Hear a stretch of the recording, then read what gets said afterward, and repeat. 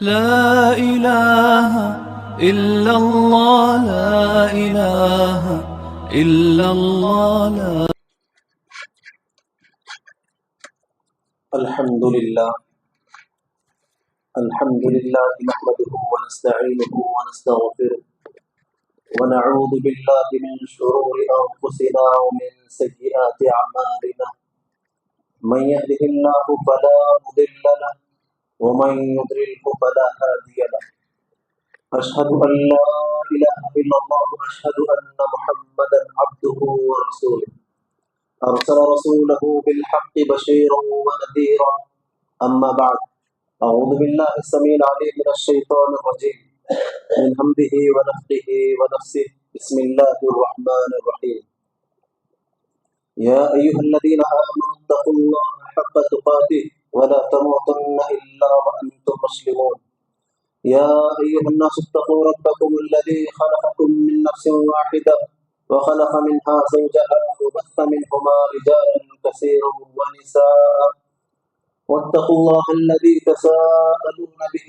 والأرحام إن الله كان عليكم رقيبا يا أيها الذين آمنوا اتقوا الله وقولوا قولا سديدا يصلح لكم أعمالكم ويغفر لكم ذنوبكم ومن يطع الله ورسوله فقد فاز فوزا عظيما وقال سبحانه وتعالى وما محمد إلا رسول قد خلت من قبله الرسل أفإن مات أو قتل انقلبتم على أعقابكم ومن ينقلب على عقبيه فلن يضر الله شيئا. ہر قسم کی اچھی اور سچی تعریف اللہ وحدہ لا شریک کے لیے جو عرش عظیم پر مستوی ہے، جس کا علم، اس کی قدرت اور مدد ہر جگہ ہے. پھر درود و سلام سارے انبیاء علیہ السلام پر، بالخصوص سیدنا محمد رسول اللہ صلی اللہ علیہ وسلم پر. اللہم صلی وسلم علی نبینا محمد صلی اللہ علیہ وسلم.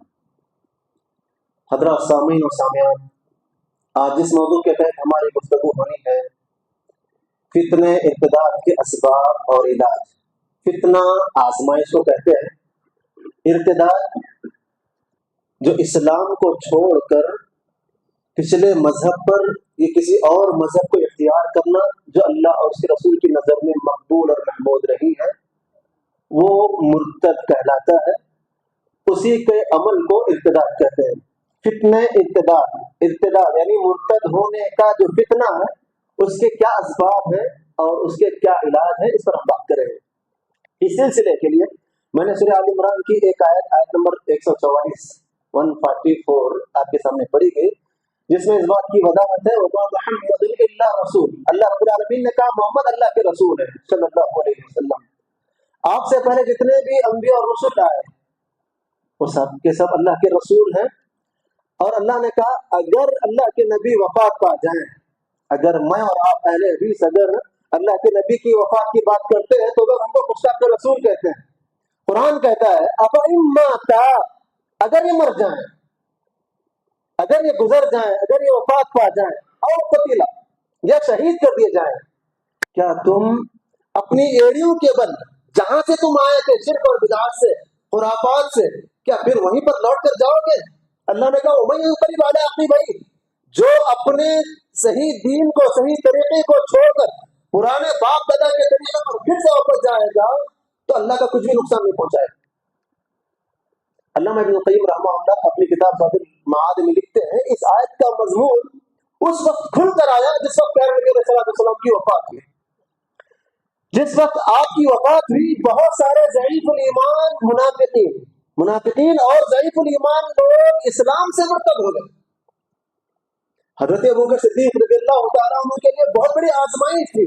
ایک طرف ٹھاٹا مارتا ہوا انقلاب، ٹھاٹا مارتا ہوا فساد کہ لوگ جو ہے اسلام سے مرتد ہو رہے ہیں، دوسری طرف بہت سے لوگوں نے اپنے آپ کو نبی ہونے کا دعویٰ کیا، اور کچھ لوگوں نے کہا کہ اب نبی نہیں رہے، زکوٰۃ بھی نہیں دیں گے.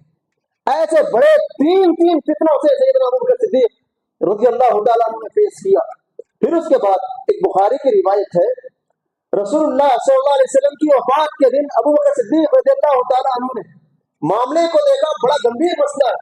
حضرت عمر کہے اگر کسی نے کہا محمد وفات پا گئے صلی اللہ علیہ وسلم، میں اس کو مار ڈالوں. حضرت عمر کی جو شخصیت ہے ان کو روکنا، ان کو سمجھانا بہت مشکل کام تھا. ایسے موقع پر سیدنا ابو بکر صدیق رضی اللہ تعالیٰ آئے، پیارے نبی علیہ السلام کے چہرے اقدس سے کپڑا ہٹایا، بوسہ دیا، اور پھر آپ نے خطاب کیا مختصر، وما محمد الا رسول. اسی آیت سورہ آل عمران آیت نمبر 144 کو آپ نے تلاوت کیا. جس وقت حضرت ابو بکر نے تلاوت کی، راوی حدیث کہتے ہیں اس وقت سارے صحابہ پڑھنے لگے، سارے صحابہ تلاوت کر لیے.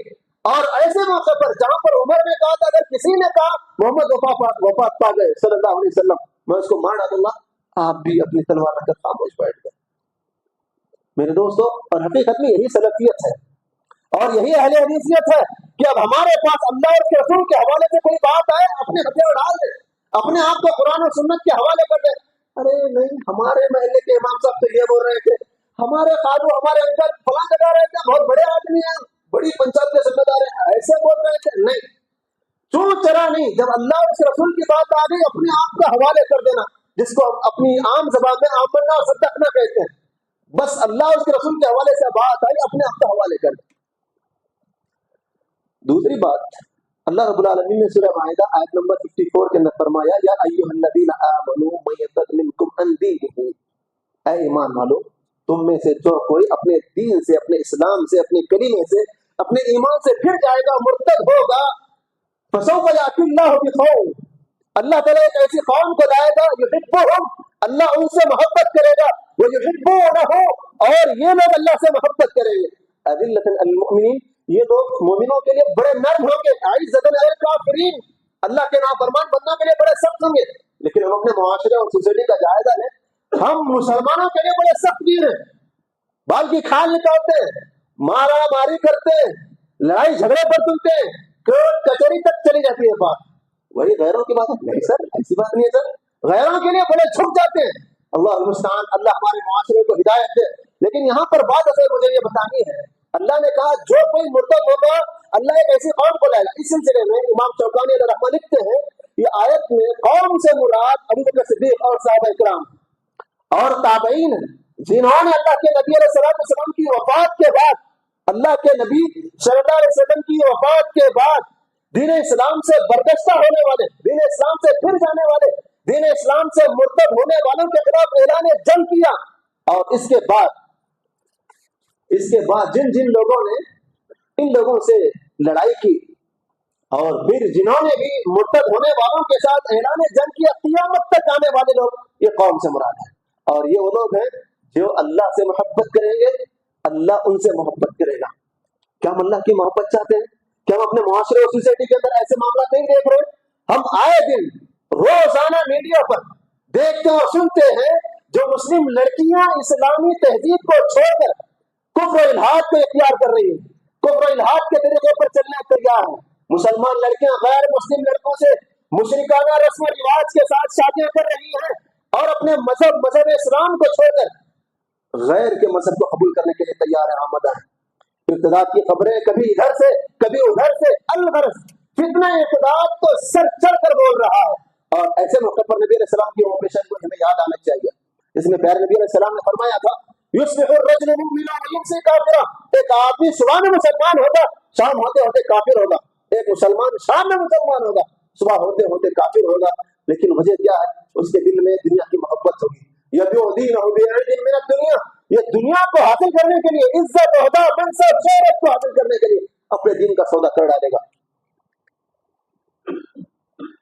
آج جو ہمارے معاشرے کے اندر جو مسائل درپیش آ رہے ہیں، چاہے وہ لڑکوں کے ہو چاہے لڑکیوں کے، چاہے بڑوں کے ہو چاہے چھوٹوں کے ہو، چاہے پڑھے لکھے لوگوں کے ہو چاہے ان پڑھ لوگوں کے، آپ کسی بھی ناحیے سے دیکھیے دین اسلام سے انحراف جو ہو رہے ہیں، کہیں نہ کہیں وہ دنیا طلبی، شہرت، عزت، سکون کی زندگی، اس لیے جو گھروں کا ہاتھ پکڑ کر جا رہے ہیں. فتنے ارتداد کے سبے باب کے لیے، اس چیز کو روکنے کے لیے غور و فکر کرنا چاہیے. آخر اس دجالی فتنے کو ہم کیسے روک سکتے ہیں؟ کیسے اس کی بے کمی کی جائے؟ اس کا خلا خبر کیسے کیا جائے؟ یہ سلسلہ جو چل رہا ہے اس کو کیسے روکا جائے؟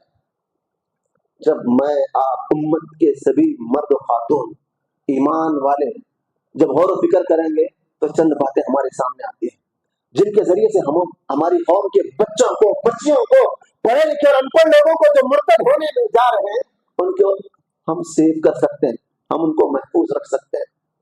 نمبر 1 وجہ جو ہے والدین کی غفلت. اولاد اللہ کی ایک بہت بڑی نعمت ہے. صرف بچوں کی پیدائش پر جو ماں باپ جو جشن مناتے ہیں, کیک کاٹتے ہیں, مٹھائیاں تقسیم کرتے ہیں, محلے اور گلی چوراہے پر لوگوں کے سامنے اپنی خوشی اور اپنی بہادری کے چرچے کو گاٹتے ہیں, صرف خوشیاں منانا نہیں ہے. اولاد ملنے کے بعد اولاد کی صحیح تربیت کرنا ماں باپ کی اولین ذمہ داری ہے. پہلا سبب یہ ہے کہ ماں باپ اپنے اولاد کی تعلیم اور تربیت, دینی رجحان, دینی کیفیت پیدا کرنے سے غفلت برت رہے ہیں. تو اس کا علاج کیا ہے؟ اس کا علاج یہ ہے کہ والدین اپنی اولین ذمہ داری کو نبھائیں, اپنی اولاد کی بہترین انداز میں اسلامی ماحول میں تربیت کریں, اسلامی عقائد سے انہیں روشناس کرائیں. میرے بھائی, جب ہم عقیدے کی بات کرتے ہیں, جب ہم توحید کی بات کرتے ہیں نا, لوگ بولتے ہیں ارے یار میری سمجھ صرف عقیدہ ہی دکھتا ہے, دوسری اور کوئی چیزیں نہیں دکھتی. بھائی پہلے عقیدہ ہے, عقیدہ درست ہوا آپ کے سارے اعمال درست ہوں. اگر آپ کا عقیدہ درست نہیں ہے, آپ لاکھ اعمال کر لیں, لاکھ نمازیں پڑھ لیں, کئی دفعہ سال میں عمرے پر چلے جائیں, ہر سال حج پر چلے جائیں, اگر عقیدہ درست نہیں ہے تو پھر سارے اعمال وقدمنا الی ما عملوا فجعلناه هباء منثورا, کچرے کی طرح وہ اعمال اڑائے جائیں گے. اللہ ہمارے اعمال کی حفاظت فرمائے. اسلامی عقیدے کی تربیت دینے کے لیے جو پیارے نبی علیہ السلام کی تعلیم ہے, جب تمہارا بچہ بولنے لگے, ہم اپنے بچوں کو کیا بلواتے ہیں بھائی؟ جیسے بچہ بولنے لگتا ہے, دادا بولو, دادی بولو, آنٹی, انکل, ہائے, بھائی, ٹاٹا, یہ الفاظ ہم سکھاتے ہیں. پیارے نبی کی تعلیم ہے جب تمہارا بچہ بولنے لگے تو کلمہ سکھاؤ. اور پیارے نبی نے یہ بھی کہا من کان آخر کلامہ لا الہ الا اللہ دخل الجنہ, جس کی آخری بولی لا الہ الا اللہ ہوگی وہ جنت میں جائے گا. دیکھیے کلوزنگ اور اوپننگ دو بھی کلمے سے ہو رہی ہے. جس کو کلمہ اور کلمے کا معنی تقاضا کر سمجھ میں آ گیا, جس کی زندگی میں کلمہ ہے, اس کو کوئی مرتد نہیں بنا سکتا. ہم توحید کی بات کرتے ہیں تو لوگ تانا دیتے ہیں, تانا دیتے ہیں لوگ, ارے کیا بھائی یہ کرتے دیکھو توحید کی بات کر رہے ہیں. آپ کے پاس دنیا کی ساری دولت ہے, اگر آپ کے پاس توحید نہیں, آپ مفلس ہے, کنگال ہے. آپ کے پاس کچھ نہیں ہے, اگر صرف توحید ہے تو آپ دنیا کے بڑے دھنی آدمی ہیں, بڑے مالدار آدمی ہیں. اللہ سے دعا کیجیے اللہ ہم کو اور ہمارے ماں باپ کو, ہمارے بچوں کو, ہمارے متعلقین کو توحید کی دولت سے مالا مال فرمائے. میرے بھائی جب ہم سورہ لقمان اٹھاتے ہیں آیت نمبر 16, ہمارے گھروں میں بھی قرآن ہے بھائی, ذرا قرآن سے لاپرواہی نہ کریں, قرآن اٹھائیں. سورہ لقمان میں ایک باپ اپنے بچے کو کیا سکھا رہے ہیں دیکھیے.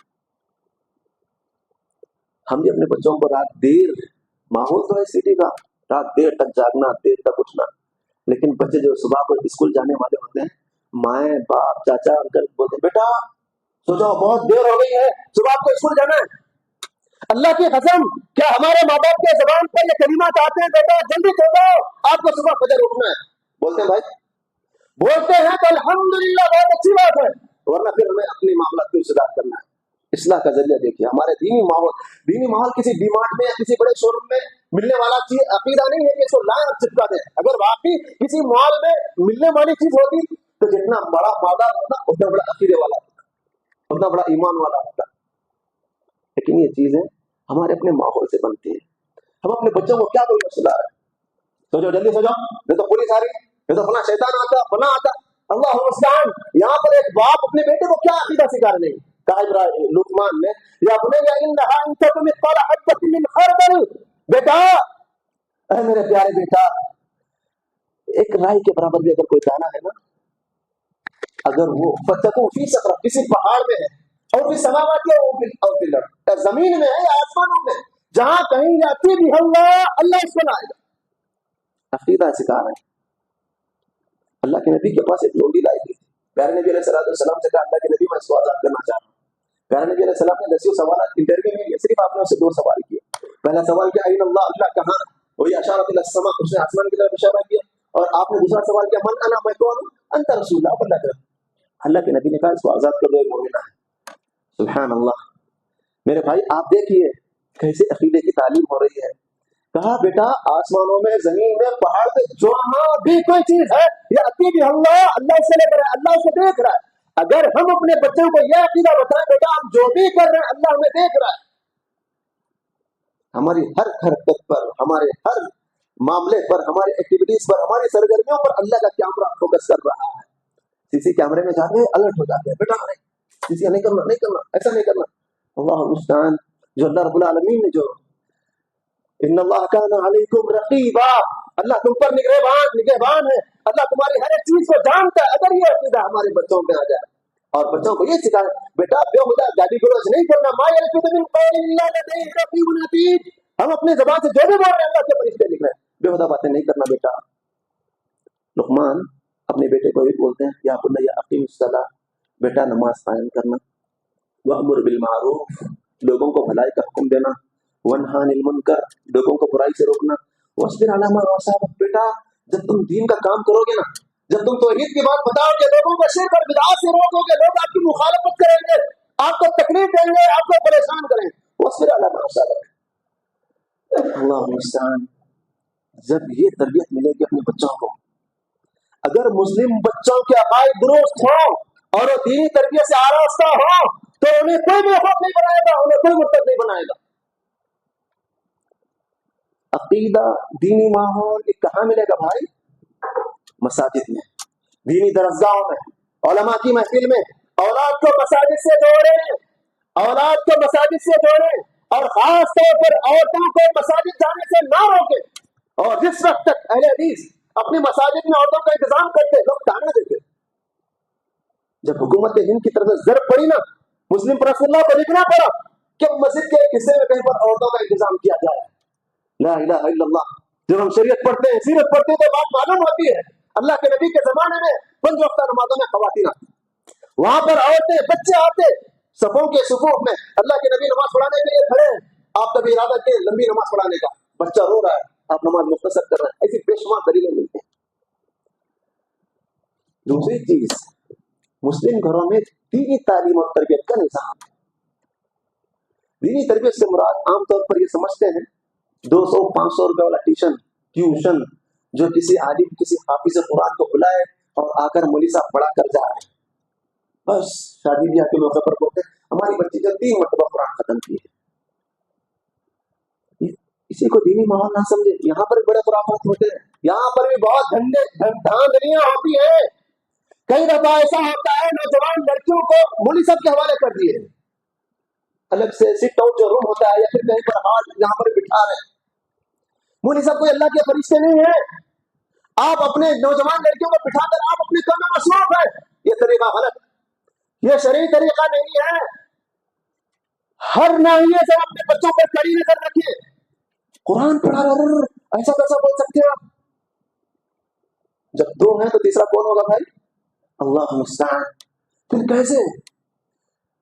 اللہ اکبر. اللہ کے نبی علیہ السلام نے جب اپنی بیوی کے ساتھ ٹہل کر مسجد کے ذہن میں بات کیا اور 2 صحابہ بڑی تیزی کے ساتھ آپ نے ان کو بلا کر کہا رکو یہ میری بیوی. اللہ کے نبی ہم آپ کے بارے میں سوچ سکتے ہیں؟ اللہ کے نبی نے کہا تمہارے جسم میں جس طرح خون حرکت کر رہا ہے نا، اس سے تیز خون شیطان حرکت کرتا ہے.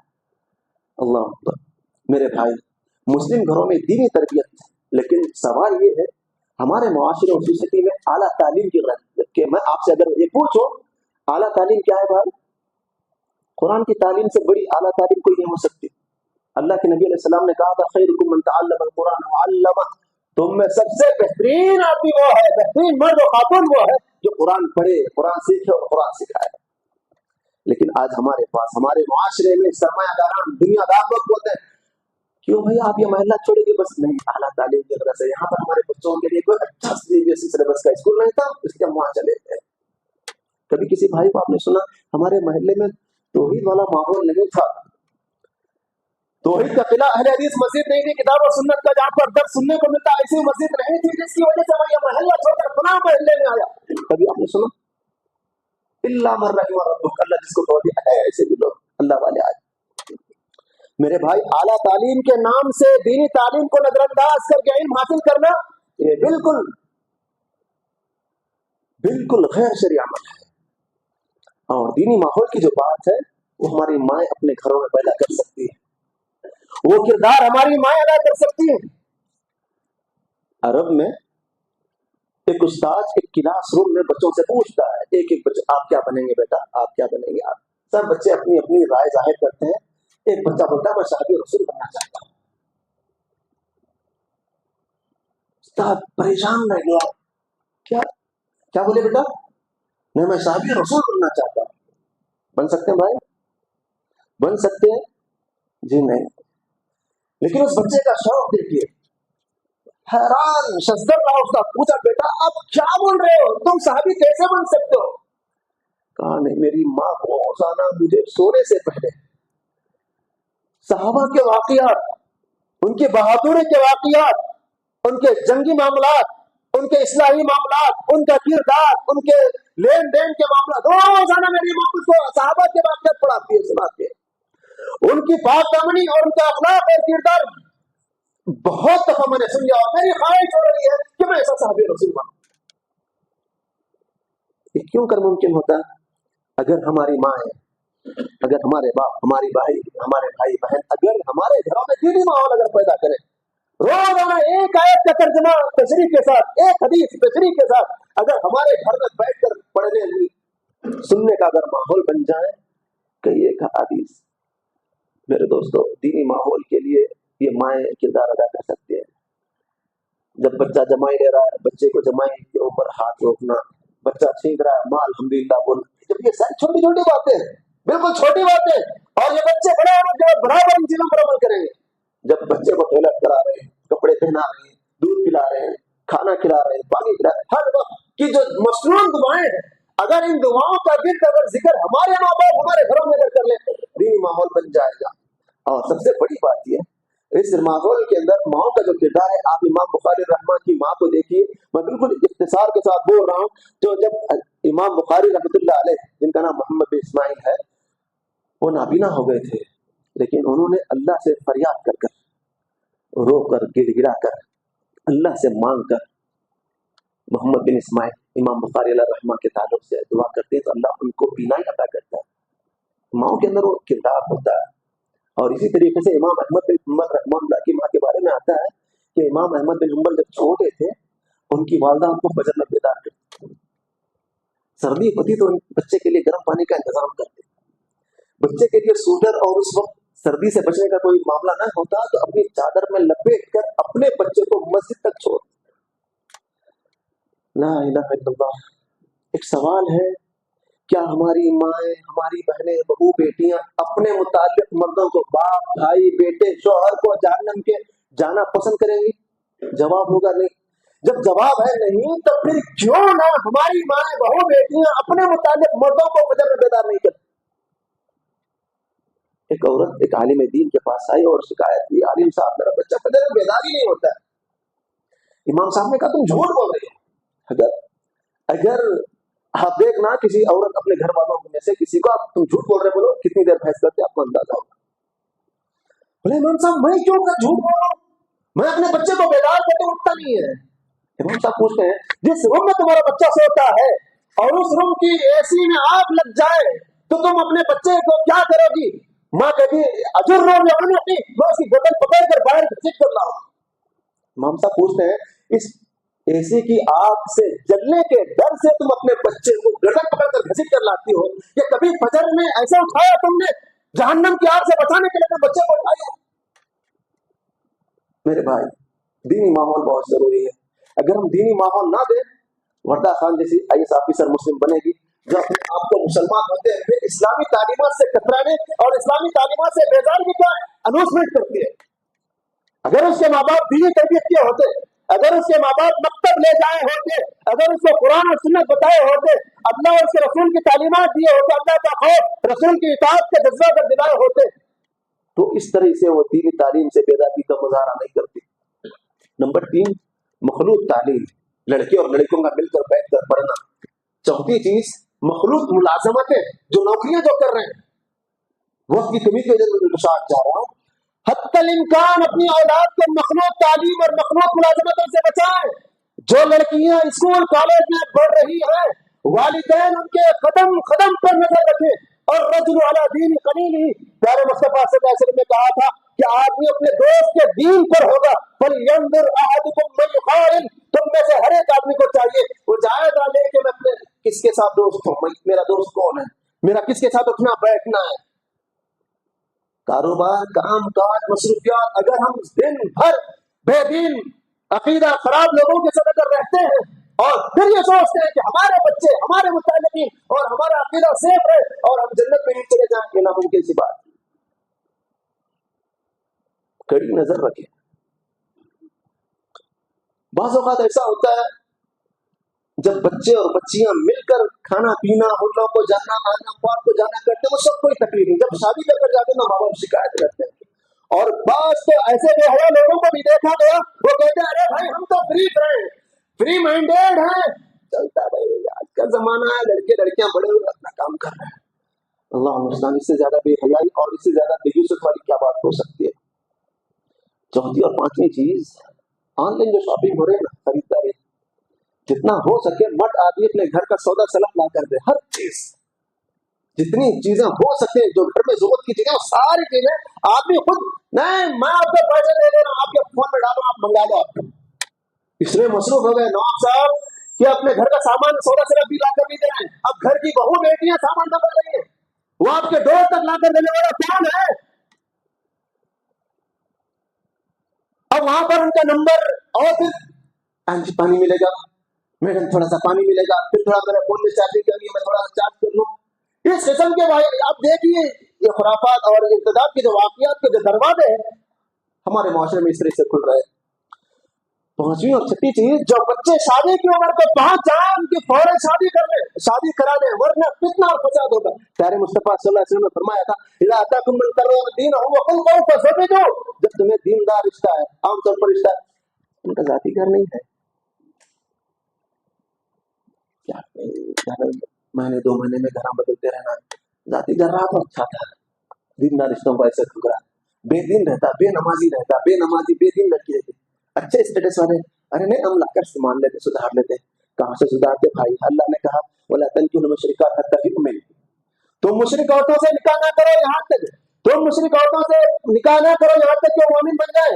ایک غلام، ایک لونڈی لڑکی بہتر ہے مومن آزاد عورت سے، اگر کہ تم کو اچھی لگ جائے. ام سلیم کا واقعہ بڑا مشہور ہے. ابو طلحہ نے بار بار نکاح کا پیغام بھیجا، ابو طلحہ کافر ہے، اسلام نے ابھی قبول نہیں کیا تھا.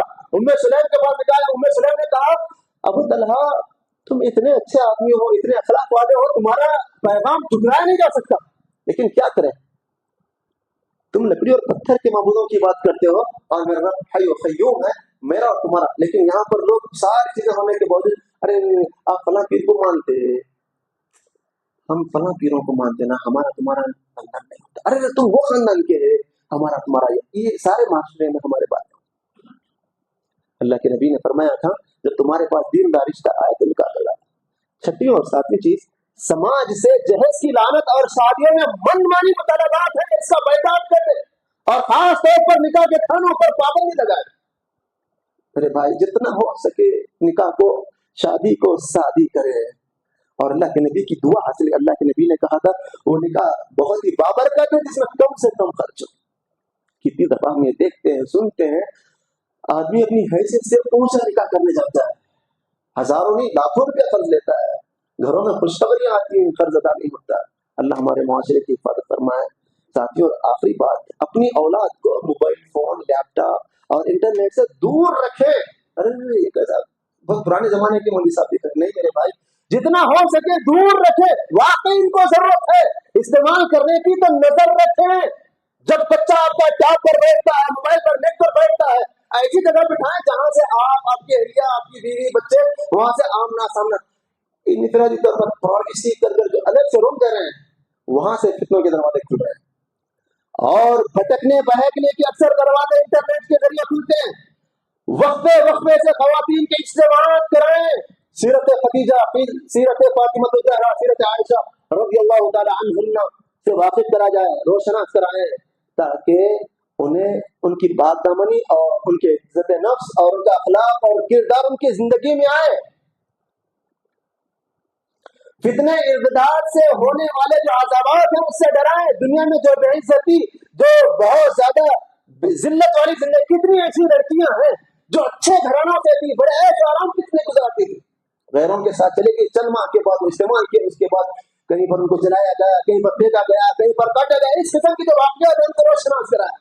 دوسرا سب سے بڑا مسئلہ، اگر ہمارا گھر دینی ماحول سے مرتب ہے تو یہ آیت ان کی نظر سے کبھی ضائع نہیں ہوگی. وَمَن يَرْتَدْ مِنكُمْ عَنْ دِينِهِ فَيَمُتْ وَهُوَ كَافِرٌ. اللہ رب العالمین نے کہا جو کوئی تم میں سے مرتب ہو کر مرے گا نا، فَيَمُتْ وَهُوَ كَافِرٌ، وہ کافر ہوگا. اپنے اسلام، اپنے دین، اپنے منہج، اپنے طریقے کو چھوڑ کر کوئی اور طریقہ اختیار فَلَن يُقْبَلَ مِنْهُ، اللہ تعالیٰ اس کو قبول نہیں کرے گا. وَأُولَٰئِكَ حَبِطَتْ أَعْمَالُهُمْ، ان کے اعمال ضائع اور اٹائے جائیں گے پھر دنیا اور آخرت، دنیا میں اور آخرت میں. اولئک اصحاب النار، وہ جہنمی. اس قسم کے وعید اور اس قسم کے واقعات سے اپنے بچوں کو تعلق. پورے خلاصے کی بات فتنہ ارتداد، یعنی اسلام سے مرتد ہونے کے بہت سارے اسباب. یہ صرف میں نے بچوں کے تعلق سے، اپنے گھروں کے تعلق سے بتایا، ورنہ یہ معاملہ بڑوں میں بھی ہوتے ہیں.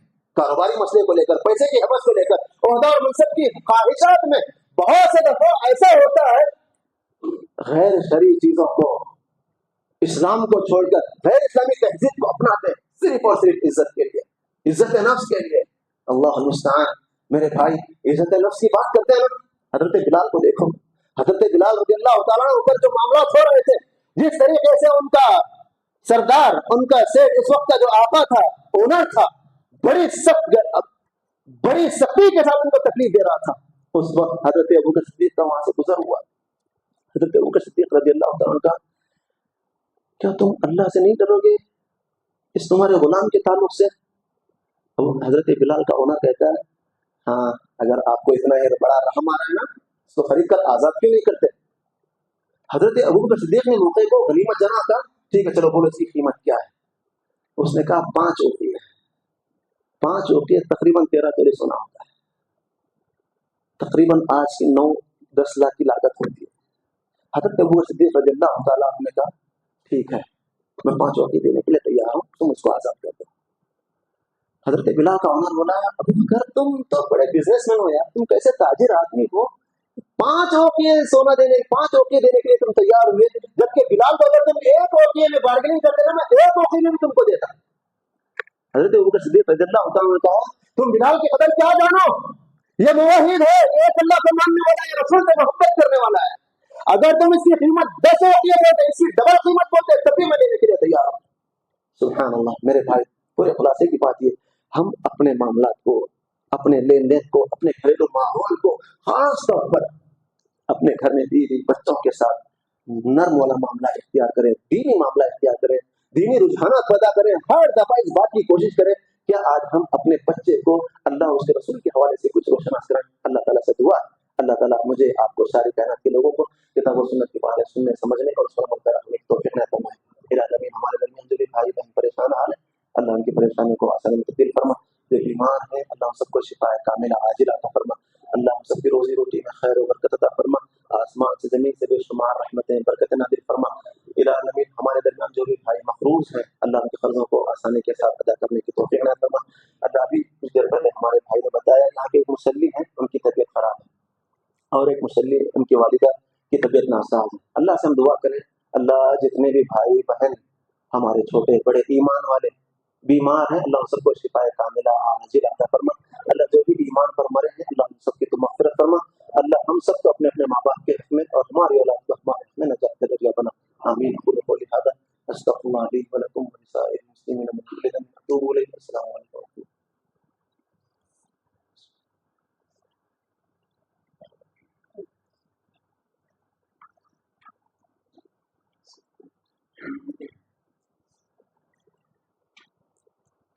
الحمد للہ نحمده ونستعینه ونستغفره ونعوذ باللہ من شرور انفسنا ومن سیئات اعمالنا. من يهده الله فلا مضل له ومن يضلل فلا هادي له. اشهد ان لا اله الا الله واشهد ان محمدا عبده ورسوله. ارسل رسوله بالحق بشيرا ونذيرا. اما بعد، اعوذ بالله السميع العليم من الشيطان الرجيم. بسم الله الرحمن الرحيم. ان الله وملائكته يصلون على النبي يا ايها الذين امنوا صلوا عليه وسلموا تسليما. اللهم صل على محمد وعلى ال محمد كما صليت على ابراهيم وعلى ال ابراهيم انك حميد مجيد. اللهم بارك على محمد وعلى ال محمد كما باركت على ابراهيم وعلى ال ابراهيم انك حميد مجيد. اللهم صل على جميع الأنبياء والمرسلين والملائكة المقربين والخلفاء الراشدين. اللهم اغفر للمؤمنين والمؤمنات والمسلمين والمسلمات والأحياء من أموات. بارك الله رحمني ورحمة الله. إن الله يأمر بالعدل والإحسان وإيتاء ذي القربى وينهى عن الفحشاء والمنكر والبغي يعظكم لعلكم تذكرون. اذكروا الله يذكركم ولذكر الله تعالى آلاء